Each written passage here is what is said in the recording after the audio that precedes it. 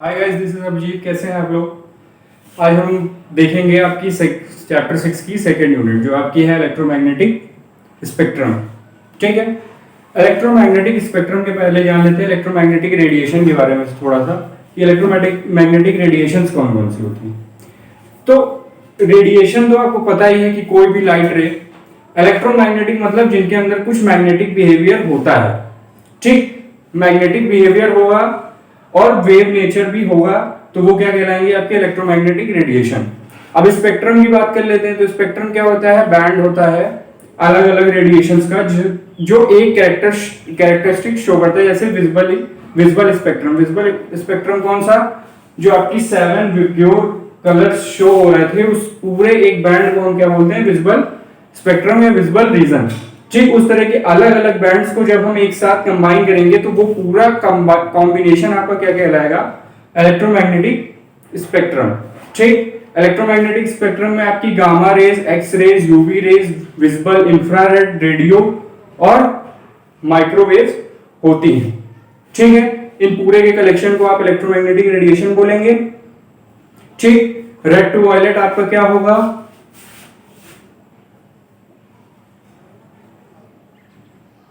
Red to violet आपका कहलाता है विजिबल रीजन या स्पेक्ट्रम।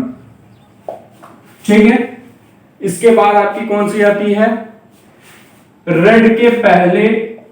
ठीक, रेड के पहले आपका कौन सा रीजन आता है, इनविजिबल रीजन। रेड के पहले और वायलेट के बाद। ठीक है, ये आपका इनविजिबल रीजन है।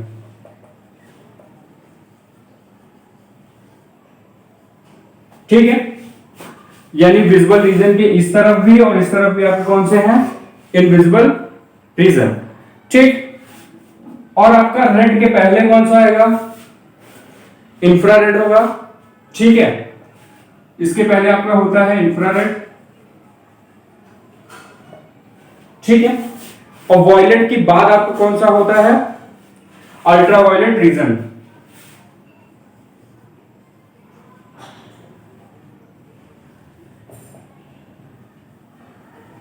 ठीक, अभी इसके बारे में डिटेल में बात होगी, पहले जनरल आइडिया ले लेते हैं कि कौन से रीजन कहां कहां होते हैं। अब पर्टिकुलर रीजन के बारे में हम बात कर लेंगे इसके बाद।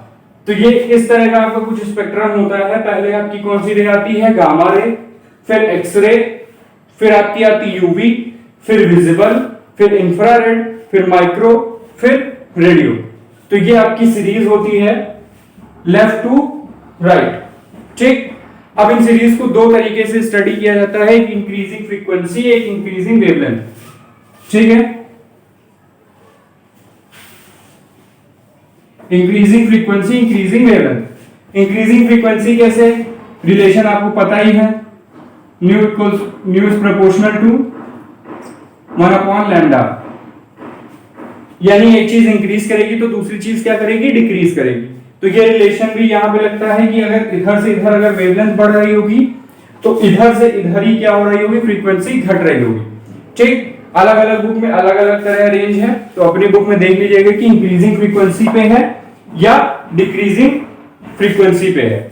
ठीक, अब बात करते हैं आपकी, हाँ, और आपका क्या है, जनरली जो आपकी बुक में दी रहती है वो क्या है, डिक्रीजिंग फ्रीक्वेंसी, मतलब इधर से इधर फ्रीक्वेंसी डिक्रीज करती है। मतलब ये गामा रे आएगी, उसके बाद डिक्रीजिंग फ्रीक्वेंसी में आपकी एक्स रे, फिर यूवी, फिर विजिबल, फिर इंफ्रारेड, फिर माइक्रो, फिर रेडियो। तो ये जो सीरीज होती है आपकी डिक्रीजिंग फ्रीक्वेंसी पे होती है। ठीक, अब वन बाय वन एक एक के बारे में बात करते हैं। पहली आती है आपकी गामा रे। ठीक है, इसका गामा का डिनोशन आपको पता ही है ऐसा। ठीक, इसकी फ्रीक्वेंसी कितनी होती है, अबव 3 × 10⁻19 हर्ट्ज। ठीक है, इसके ऊपर जितनी होगी वो सारी आपकी क्या कहलाएंगी, गामा रेज। अब इसका डिस्कवरी किसने की थी, बैक्वेरेल एंड क्यूरी ने।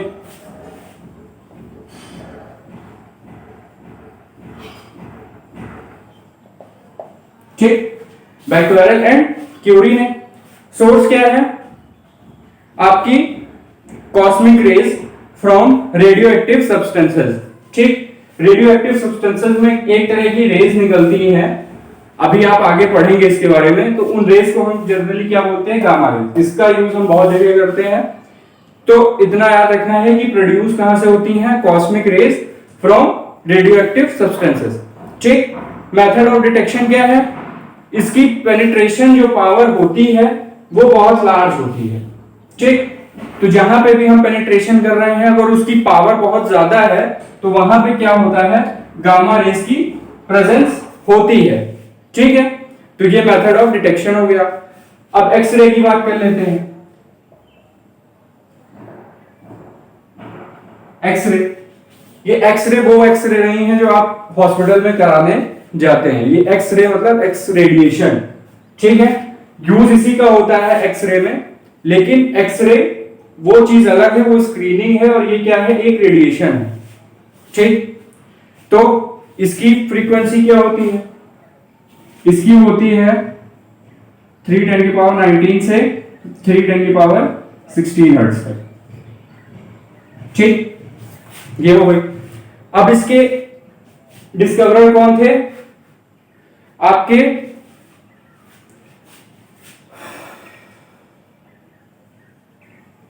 ठीक, रेगनर। इसके बाद इसका क्या है, energetic electron are stopped by a large metallic screen. ठीक है, तो वहां पे एक्सरे प्रोड्यूस होगी। मतलब कहने का क्या है, इलेक्ट्रॉन की स्पीड बहुत तेज होती है, वो उनका मूवमेंट फास्ट होता है। जब हम उनको सडनली स्टॉप करेंगे तो उनकी जो एनर्जी है वो क्या होती है, रेडिएशन फॉर्म में इवॉल्व होती है। उस रेडिएशन को हम क्या बोलते हैं, एक्सरे बोलते हैं। ठीक है, इसी की मदद से आप क्या करते हैं, स्क्रीन के आगे पर्सन को रखते हैं और उसमें से रेस पास कराते हैं, तो इलेक्ट्रॉन क्या होते हैं, टकराते हैं और कुछ इलेक्ट्रॉन पास हो जाते हैं।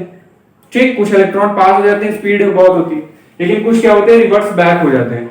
तो रिवर्स बैक जब होंगे तो वो क्या करेंगे, एक्सरे प्रोड्यूस करेंगे। तो उसकी स्क्रीनिंग जब हम करेंगे तो आपका डिटेक्शन हो जाता है कि आपके बोन्स में डिफेक्ट कहां पे। ठीक,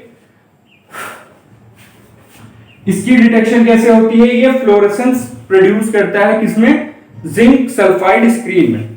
ठीक है, जिंक सल्फाइड स्क्रीन में ये फ्लोरेसेंस प्रोड्यूस करता है। अब बात करते हैं यूवी रे की।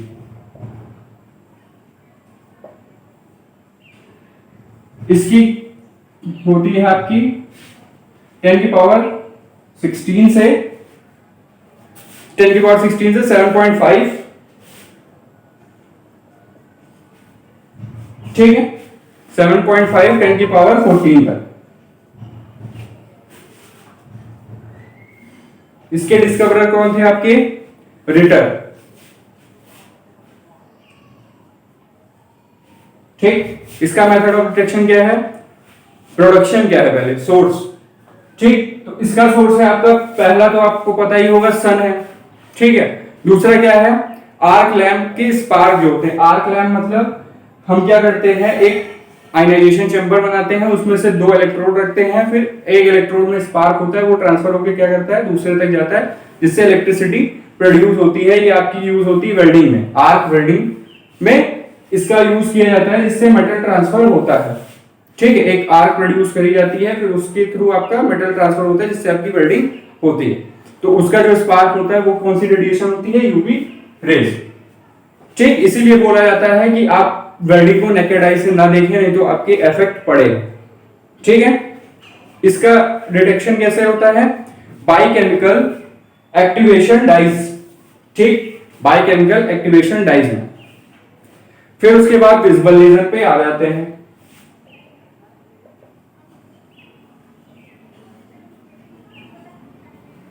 इसका रीजन कौन सा है, इसका 7.5 10⁻14 से ठीक 3.45 या 3.75 10⁻14 तक आप देख सकते हैं। सबसे छोटा रीजन शॉर्टेस्ट रीजन है, ठीक, शॉर्टेस्ट रीजन। इसकी डिस्कवरी किसने करी थी? न्यूटन ने, ठीक। इसका सोर्स क्या है? सनलाइट है, इलेक्ट्रिक बल्ब है, व्हाइट हॉट प्लेट्स वगैरह हैं, ठीक, जो आपकी लाइट प्रोड्यूस करती हैं, जो आप जिन कलर्स को आप देख सकते हैं वो सारी चीज, ठीक है। वो बल्ब हो सकता है, ट्यूबलाइट हो सकती है, सीएफएल हो सकता है, कोई भी लाइट्स जिनको आप आसानी से देख सकते हैं, ठीक। केवल विजिबल रीजन जो है इसकी रेडिएशन आप देख सकते हैं, बाकी की देखना पॉसिबल नहीं है through naked eye. Different methods हैं, लेकिन नेकेड आई से आप केवल विजिबल रीजन देख पाएंगे। इसका डिटेक्शन कैसे होता है? आप किसी भी ऑब्जेक्ट को देखते हैं तो वहां पे क्या है? विजिबल रीजन होगा, बिना विजिबल रीजन के आप किसी ऑब्जेक्ट को नहीं देख पाएंगे। अब इंफ्रारेड की बात कर लेते हैं। इंफ्रारेड का शॉर्ट फॉर्म है आईआर रीजन और यूवी का अल्ट्रावायलेट रीजन, ठीक।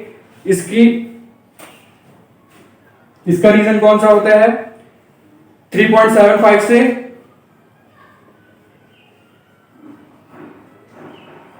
3.75 से 3 × 10⁻11 तक, ठीक। इसके डिस्कवरर कौन है आपके? इसके डिस्कवरर आपके होंगे हर्शल, ठीक। इसका मेथड ऑफ डिटेक्शन क्या है? सॉरी, सोर्स क्या है? रेड हॉट बॉडी, ठीक।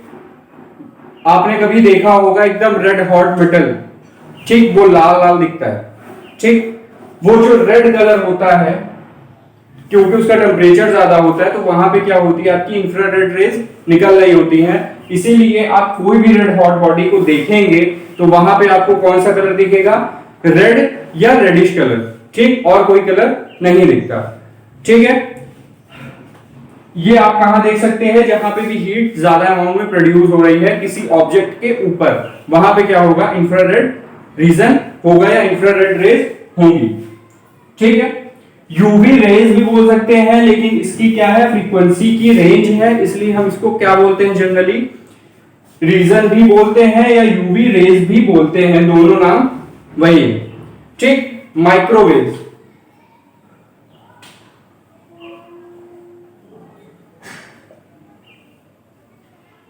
ठीक। ये माइक्रोवेव वही माइक्रोवेव है जो आपके घर में अवन यूज होता है, उसका फुल नेम क्या होता है? Microwave oven.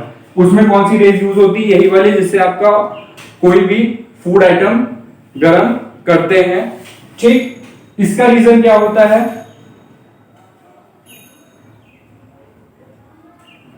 3×10⁻11 से 3×10⁻7 तक, ठीक। इसके डिस्कवरर कौन है आपके? हर्ट्ज, ठीक, हर्ट्ज। इलेक्ट्रॉनिक डिवाइसेस जितने होते हैं उसमें आपकी माइक्रोवेव प्रोड्यूस होती है। डिटेक्ट कैसे करते हैं? ऑक्सीलेटरी इलेक्ट्रॉन सर्किट से, ठीक। इलेक्ट्रॉन ऑक्सीलेटरी सर्किट मतलब इलेक्ट्रॉन वहां क्या हो रहा होगा? टू एंड फ्रो मोशन कर रहा होगा, ठीक है। तो ये हो गई। अब आपकी लास्ट बचती है कौन सी? रेडियो वेव,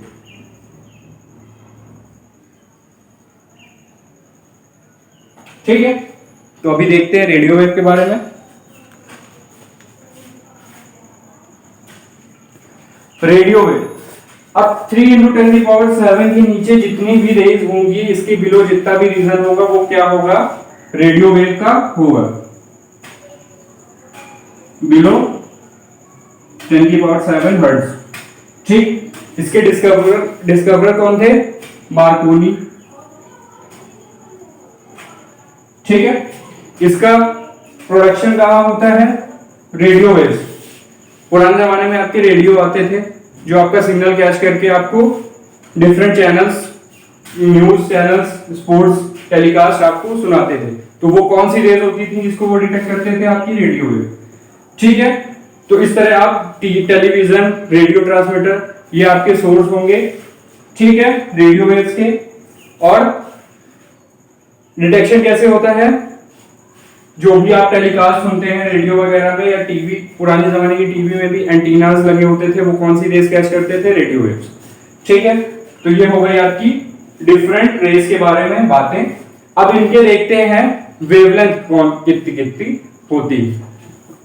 ठीक है, अब वेवलेंथ के बारे में बात कर लेते हैं। जैसा कि आप देख रहे हैं इसकी फ्रीक्वेंसी सबसे ज्यादा है, तो मतलब इसका वेवलेंथ सबसे कम होगी। ठीक, सबसे कम कितनी? शॉर्टर देन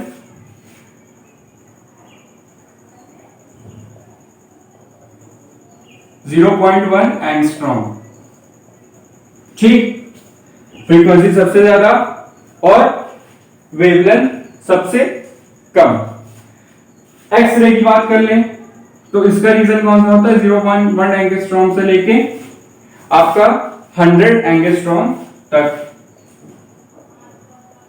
ठीक है, यूवी रेज की बात कर ले, यूवी रेज 100 एंगस्ट्रॉम से 4000 एंगस्ट्रॉम तक।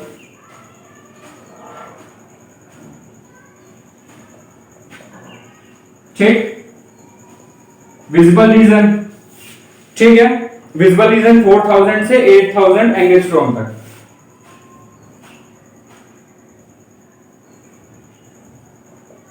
ठीक, इंफ्रारेड रीजन, इंफ्रारेड रीजन क्या है? 8000 से 10 की पावर 7 तक।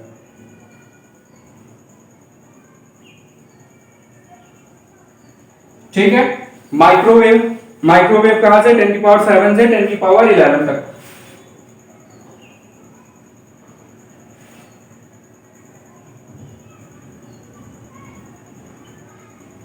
एंड लास्ट अबाउट 10 की पावर 11 एंगस्ट्रॉम।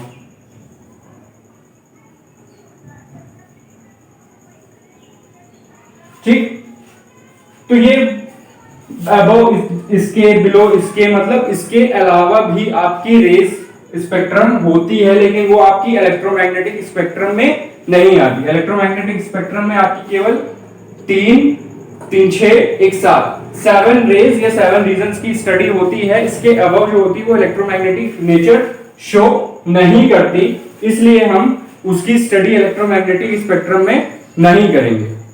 ठीक है, अब ये आपकी हो गई इलेक्ट्रोमैग्नेटिक स्पेक्ट्रम। अब जनरल प्रॉपर्टीज की बात कर लेते हैं कि इनकी जनरल प्रॉपर्टीज कौन सी होती है जो सारी शो करेंगी। इसके बाद हम अगले लेक्चर में पर्टिकुलर एक रेडिएशन या रीजन के स्पेसिफिक प्रॉपर्टीज के बारे में भी बात करेंगे। तो अभी जनरल प्रॉपर्टीज देख लेते हैं। जनरल प्रॉपर्टीज में क्या होता है? इलेक्ट्रोमैग्नेटिक वेव्स यानी ईएम वेव्स। ठीक है, कहीं आपको ईएम वेव्स लिखा दिखे या इलेक्ट्रोमैग्नेटिक वेव्स लिखा दिखे या इलेक्ट्रोमैग्नेटिक स्पेक्ट्रम लिखा दिखे, सब क्या है? यही है। ठीक है, कंफ्यूज नहीं होना है, कभी कभार शॉर्ट फॉर्म में भी दे देता है। ठीक, पहली प्रॉपर्टी क्या है? इनको कोई मीडियम नहीं चाहिए होता क्या करने को? प्रोपगेशन करने को। मतलब ये क्या हो सकती है? एयर में भी, वैक्यूम में भी, किसी भी मीडियम में भी प्रोपगेट कर सकती है। कोई स्पेसिफिक मीडियम नहीं है। अगर मीडियम नहीं भी है तो भी ये प्रोपगेट करेंगी। एग्जांपल के लिए आप स्पेस ले लीजिए, स्पेस में आपकी सनलाइट ट्रैवल होती है तभी आपकी अर्थ तक आती है, वहां पे कोई मीडियम नहीं, वहां पे वैक्यूम है। ठीक, वैक्यूम में क्या है? कोई पार्टिकल का मोशन नहीं है, तो वो क्या करता है? प्रोपगेशन में हेल्प नहीं करता, इसलिए तब भी वो क्या होती है? वहां से ट्रैवल करके आपकी अर्थ तक आती है। ठीक, तो पहली प्रॉपर्टी हो गई। ठीक है, ऑल इलेक्ट्रोमैग्नेटिक रेज यानी ये इनकी स्पीड वैक्यूम में और एयर में क्या होती है? सेम होती है। ठीक है, कोई चेंज नहीं होगा, यानी वैक्यूम में भी उसी स्पीड से ट्रैवल करेंगी जिस स्पीड से ट्रैवल ये एयर में कर रही होती है। तीसरी, ठीक है, रिफ्रैक्शन एंड रिफ्लेक्शन दोनों शो करती है। ठीक है, रिफ्लेक्शन रिफ्रैक्शन दोनों शो करती हैं, जैसा कि मैंने आपको विजुअल रीजन के केस में करके दिखाया था, splitting of white light into 7 colours. ठीक, रिफ्रैक्शन का ही केस था वहां पे, तो वहां पे स्प्लिटिंग हो रही थी, तो रिफ्रैक्शन भी होता है, रिफ्लेक्शन भी होता है, लेकिन चेंज कहां आता है? आपकी फ्रीक्वेंसी सेम रहती है। ठीक, फ्रीक्वेंसी सेम रहती है but speed and wavelength change हो जाती है। ठीक, कैसे? व्हाइट लाइट की वेवलेंथ कुछ और होगी और उसके बाद स्प्लिट होने के बाद हर लाइट की वेवलेंथ अलग अलग हो जाती है। ठीक है, तो चेंज कहां आएगा? स्पीड में आएगा और वेवलेंथ में आएगा, फ्रीक्वेंसी पे नहीं आएगा। ठीक, जैसा कि मैंने बताया इलेक्ट्रोमैग्नेटिक वेव्स, इसका क्या है, ई से इलेक्ट्रिक बिहेवियर भी है, एम से मैग्नेटिक बिहेवियर भी, इसीलिए इसका नाम है इलेक्ट्रोमैग्नेटिक वेव्स। ठीक, चौथी प्रॉपर्टी आपकी ये हो गई। एंड लास्ट क्या है, electromagnetic waves are the transverse wave. अब देखते हैं ट्रांसवर्स वेव क्या होती है। ठीक, वेव्स है तो वो सिंगल पाथ में ट्रेवल नहीं करती हैं, वेव्स, केवल वेव्स की बात कर रहे हैं, इलेक्ट्रोमैग्नेटिक वेव्स की नहीं। तो वो क्या करती हैं, ठीक सिग्नल के फॉर्म में ट्रेवल करती हैं, जिसका कुछ क्रस्ट एंड ट्रफ होता है, यानी ऊंचाई और गहराई होती है। ये अपने अल्टरनेट क्या करती हैं, एक मैक्सिमम पोजीशन होगी, एक मिनिमम पोजीशन होगी, उसी में क्या होंगी, ये ट्रेवल करती हुई जाती है। लेकिन ट्रांसवर्स वेव क्या होती है, एक स्ट्रेट लाइन में ट्रेवल करती है, मतलब ये। तो ये कौन सी वेव होंगी, इलेक्ट्रोमैग्नेटिक वेव। ठीक है, यहां तक आपकी हो गई जनरल प्रॉपर्टीज। अब नेक्स्ट लेक्चर में हम देखेंगे क्या, अलग अलग रेज की अलग अलग प्रॉपर्टीज, उसके बाद सेकेंड यूनिट फिनिश हो जाएगी। तो आज के लिए इतना ही रखते हैं, इसको आप देख लीजिएगा, पेपर में बहुत बार पूछा जाता है, 5 नंबर के क्वेश्चन में ये आपको पूरा एक्सप्लेन करना रहेगा, तो अच्छे से समझ लीजिएगा। कोई डाउट हो गया या फिर कोई पॉइंट मुझसे मिस हो गया हो तो कमेंट सेक्शन में आप टाइप करके बोल सकते हैं। ठीक है, तो आज के लिए इतना ही, थैंक यू।